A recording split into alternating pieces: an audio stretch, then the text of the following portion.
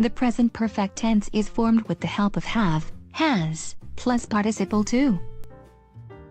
They have written. Have they written? They haven't written. The present perfect tense is used to express completed actions connected with the present. I have lost the key. Now I can't open the door. It is used after, when, till, until, before, as soon as, to express an action completed before a definite moment in future. I will not go till you have answered me. But verbs of sense perception and motion are used in the present simple tense. We'll ask him when he comes. Action, which began in the past, has been going on up to the present and is still going on.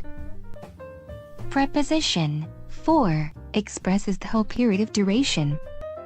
I have known her for 10 years. Preposition since indicates the starting point of action. I have known her since 2008. Subscribe to our channel if you like this video. Have a nice day.